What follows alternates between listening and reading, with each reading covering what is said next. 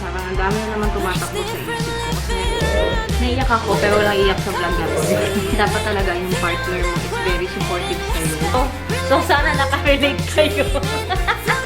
Meron din palang fake sa sa mga ganito. Bye-bye!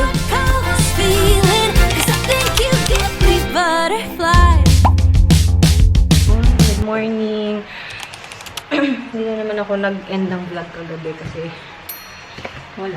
Nag-edit ako. Tinapos ko yung Tapos pag-gising-gising kasi si baby. So, ang hirap. Hindi ko. Isa lang yung natapos kong inaayos ko, ini-edit ko. Hindi ko talaga alam bakit ngayon naatake na naman ako ng kasentihan ko.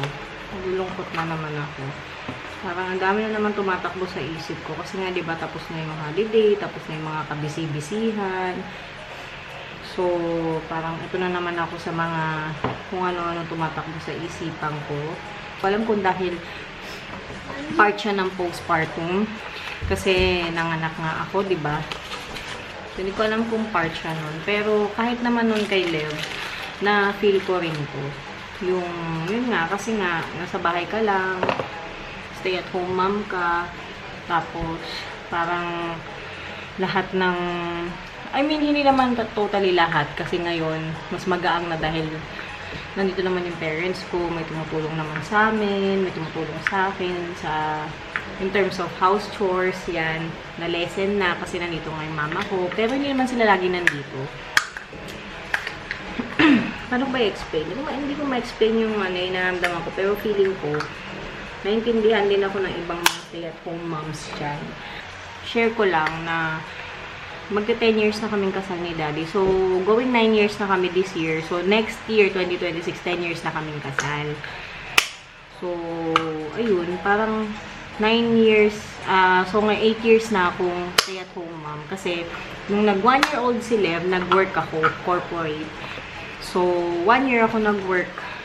1 year lang kasi I had to resign kasi nga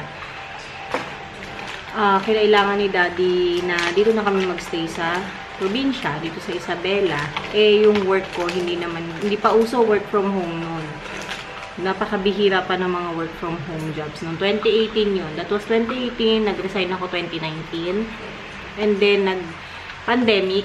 Nag-stay kami dito 2020. Then, yun na. Tuloy-tuloy na yun na nandito kami. Tinutulungan ko naman si Daddy sa negosyo niya. And, ayun. Hindi ko alam kung bakit ganito pa rin yung nafe-feel ko. In spite na napakabait ng asawa ko, napaka-supportive niya sa lahat ng gusto ko, sa lahat ng gusto namin, napaka-good provider niya. Wala talagang masabi dyan kay Daddy. Although, hindi naman siya perfect. Siyempre, nag-aaway pa rin kami. May mga hindi pa rin naman kami pinagkakasunduan. Pero in terms of pagpo-provide sa amin sa pangangailangan namin, wala naman ako masabi. Talagang hands down talaga ako dyan kay Daddy. And sobrang bait talaga niyan. Yun lang. Parang, alam mo yun, yung nagigilty lang ako na parang wala akong may ambag financially dito sa bahay. Naiyak na naman ako. Parang, teka nga lang, walang iiyak dito sa vlog na to.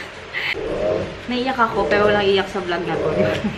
So yun, parang ako lang kasi, hindi lang kasi talaga ako sanay ng ganito, na parang hindi naman sa wala akong ginagawa. Siyempre, napaka-hands-on ko naman sa mga bata. Kami. Actually, pareho naman kami kasi maswerte naman ako at si Daddy, may negosyo naman kami dito sa probinsya.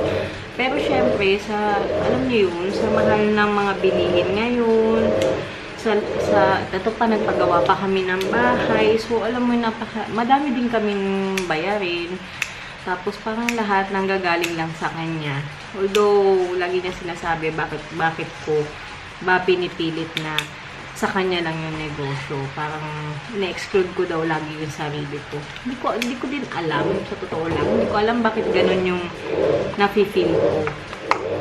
So, I don't know kung ako yung may problema. Ako lang ba yung may problema ng ganito? Ako lang ba yung nakakaramdam ng ganito? Parang hindi ako makapag-provide ng something sa mga bata nang hindi ako manghingi sa kanya. Parang feeling ko wala akong sariling pera. Yung ganon. Although, lagi naman sinasabi ni Daddy na bakit kasi laging sinasabi mo na kailangan meron pang sarili. Hindi kasi nila hindi naiintindihan yun eh.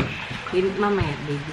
Hindi nila naiintindihan kasi yun na parang, syempre, tayo as wife, as mga babae, dapat meron tayo talagang sariling pera, guys. Para, di ba, kahit naman anong mangyari, nakakapag-provide tayo sa mga bata. Alam mo yun, yung joy na nabibili mo yung para sa anak mo na nanggaling sa'yo, yung pinaghirapan mo, yung mga ganun.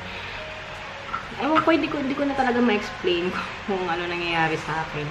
Kung ano yung nararamdaman ko. Pero, sinishare ko lang kasi baka merong same situation sa akin dyan. Although, masasabi ko talaga na maswerte pa rin ako kasi, yun nga, good provider naman si daddy. Pero, syempre, gusto ko rin makatulong sa kanya financially. Gusto ko rin na may iba naman akong ginagawa. Alam mo yun, yung para sa sarili ko. Kasi, ang hirap talaga pag naging nanay ka na eh. Yung pag naging nanay ka na, ang dami mo kasi i-give up, diba?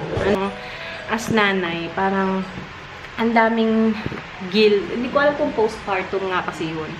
Parang magigilty kang gawin yung mga bagay-bagay na ginagawa mo noon. Tsaka ma-judge ka eh, diba? Alam mo naman ngayon, sa panahon ngayon, ang dami-daming basher, judger dyan na may gawin ka lang ng isang bagay eh. Husgahan ka kagad nila. Lalo na pag nanay ka na, pag first time mom ka or pag kakapanganak mo lang, makikita ka nila na lumalabas ka, hanging out with friends, tapos timuksa may anak mo, parang, ay, pabayang ina, ganyan. So yun, parang ang daming nagbabago kapag nanay ka. Pero don't get me wrong guys ha, wala naman akong sinishare ko lang, wala akong regrets or anything. Masaya naman ako na thankful ako na naging stay-at-home mom ako, nabantayan ko yung mga bata habang lumalaki, yan si Lev. Talagang natutukan ko sila. Sobrang thankful ako. Kasi alam ko marami magsasabi dyan na, yan nga, mas maswerte ka, stay-at-home mom ka, hindi siya madali in terms of emotional, mental load. Hindi siya madali, guys. Kasi kahit na kala mo nag-aalaga ka lang ng bata, ang dami tumatakbo sa isip mo. Mahirap siya. Dapat talaga yung partner mo is very supportive sa'yo. Kaya yun, sabi ni daddy, di balik mo na lang muna yung hobby mo na pag-vlog. Kaya nga, sobrang thankful ako sa kanya kasi supportive siya. Buwisit ako. So, yun na nga yung sinasabi ko, diba? Hindi ko na may tuloy-tuloy kasi nito na si daddy. May rinig niya yung mga hinaing ko sa buhay. Charot. Ano ko hinaing? Ano yan? Kwento mo yung nangyari sa wukong ni daddy ng gabi. Hindi naman sila naglalaro ng wukong. Hindi ba kayong daddy nila? Yun daw. Kwento ko daw yung nangyari kagabi kay Daddy Leo. Kasi naglalaro siya, diba? Lalaro siya nung sa PS5, yung wukong. Chapter 2 na siya. Tapos, medyo nakalahati mo na ba yung chapter 2? Hindi pa, wala. Hindi pa. Pa lang, Hindi pa naman. Pero madami na siyang natalong boss. Tapos, biglang nag-corrupt yung yung file, yung PS5 nag-error. Nag-hang siya. Tapos, yung nung nirestart niya, nawala yung progress niya. So, ayun. Ulit siya sa buong chapter 2. Yun lang, sabi ni Lev, share ko. So, sana nakarelate kayo. Sa mga naglalaro dyan, sana nakarelate kayo. Show niya daw. Yan, ang baho, hindi nag-toothbrush. Nag-toothbrush ako nung Nag-toothbrush ka ba? naka-on ba? Naka-on? Mama ni Chrissy, Carabao. Are you a Carabao at? Yung Chihuahua! Chihuahua! Oh, si Kissy daw. Si Kissy daw. Oh, Chihuahui. Chihuahua ba yun? Meron kaming Chihuahua, meron din kaming Kawama. Mali nang na-download. Sonic 1.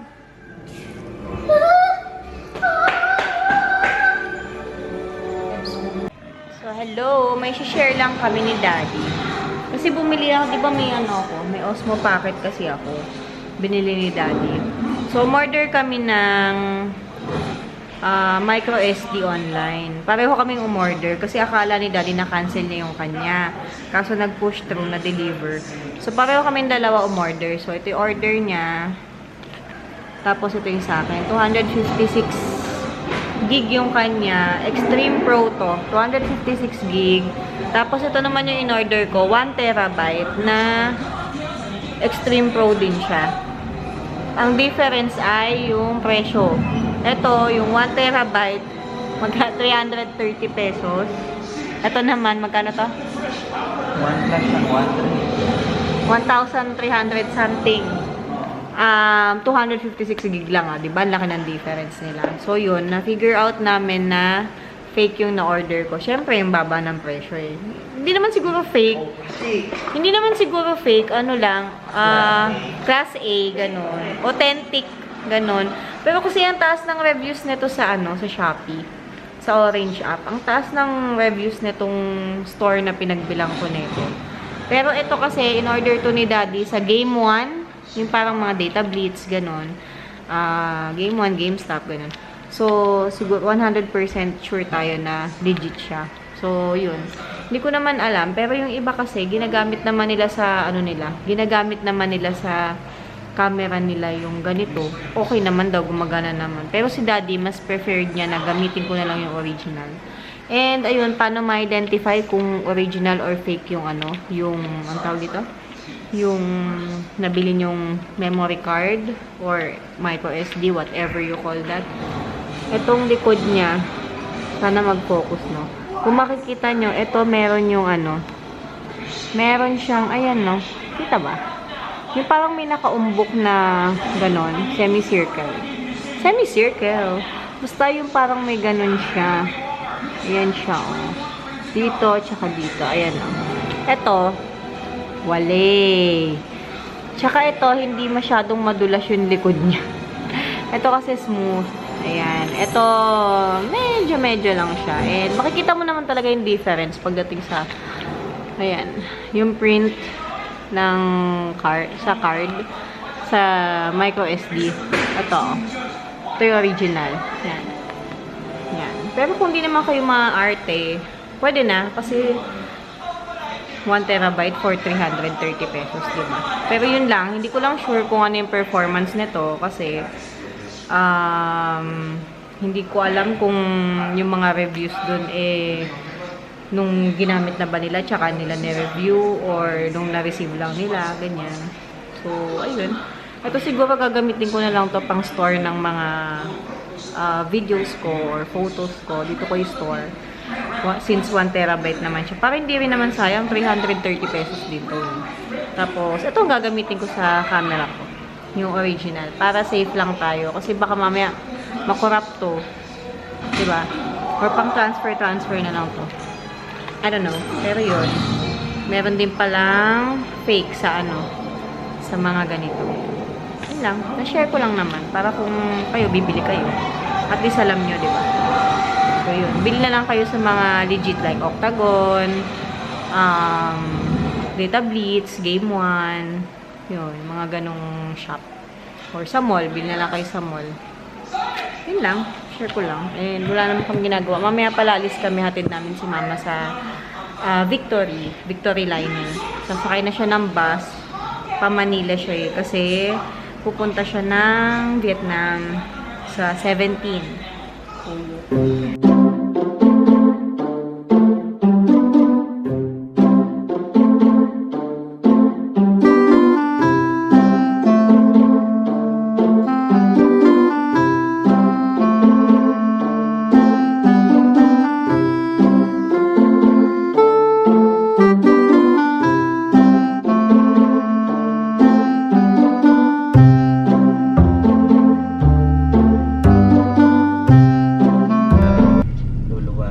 So, hindi sure kung Kailan ba makakasakay talaga si yung ticket mama. ni Mamita? Ang ticket kasi ni Mamita is bukas pa talaga, January 6. Pero pinapunta daw siya ngayon nung conductor. Kasi kilala na siya dyan eh. Pinapunta siya dito para if ever na may, chance passenger nga. Bayad na siya. So, kung ano man, merong pwede siyang isingit, isasakay siya ngayong 5. Kailangan na din kasi umuwi ni mama ng Manila at madami siyang asikasuhin bago siya lumipad ng bago siya lumipad pa Vietnam. Vietnam pala, Thailand yata sinabi ko kanina, pero Vietnam. Yun, bumaba muna siya, check niya kung makakasakay siya, pero grabe punuan. Ang daming pasahero. Bye! Ano daw? Pero 5:30, 6, tsaka 7. 5:30, Pa Sampaloc. 6, tsaka 7. Oo. Kasi bakit di ka pwede sumakay sa Cubao? Dito hindi daw pwede, puno-puno daw yan.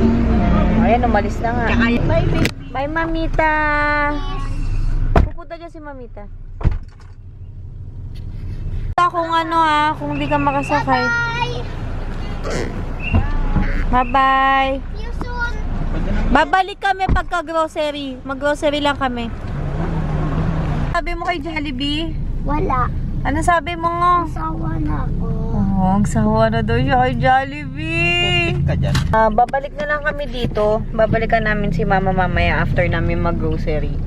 Kasi hindi sure kung makakasakay siya ng 5:30. Pero yun nga, 5:30, 6, or 7. Ang daming wala, oh. Walang mabiling frozen goods dito sa Save More. Oh, yung pansit canton, bibili ba? Hindi pa. Hindi na. Mabibili lang. Madami pa, diba?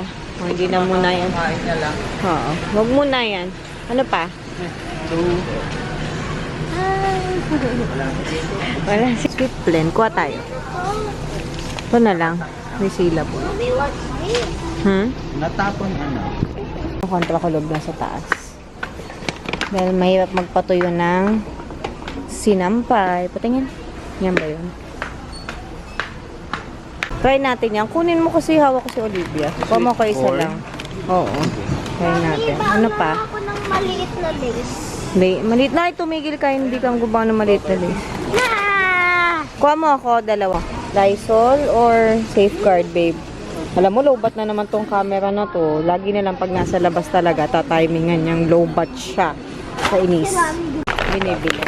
May hawak siya. Puro sa Dutch mill. Ano yan? Show them. Hindi mo talaga Kinuha pinagawin niya. sa kanya. Ayan na, nahulog na. Pakuha, kuya, please.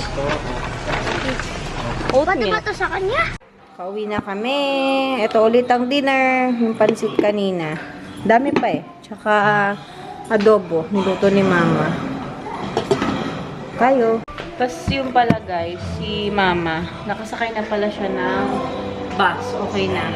Nakasakay siya 5:30. Naisingit daw siya dun sa isang biyahe. Kaya okay na. Buti na lang. Nakalis na rin yung bus. Nakalis na yung bus ng 5:30 na. Nakalis na yung bus ni mother. Kakain na tayo.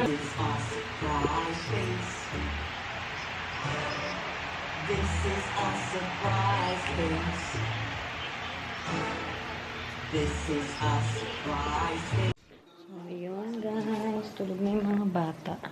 Maaga pa kasi yung pasok bukas ni Lev. Ano na. Yun nga. Back to school na siya. And nakalimutan namin ayusin yung school bag niya. So, bukas na lang siguro. Si daddy nasa baba pa sa computer. May ginagawa pa. May tinatrabaho pa yung kaya nandun pa siya sa office niya. So, yun. Ako naman, it's my ito na ang aking pagkakataon para ako ay tapusin yung mga dapat kong tapusin din. And makapagsingit na. Ay, gising pa pala. There. Sleep na. Yun lang. Good night, guys. And see you on our next one. Happy back to school, kids. Good night.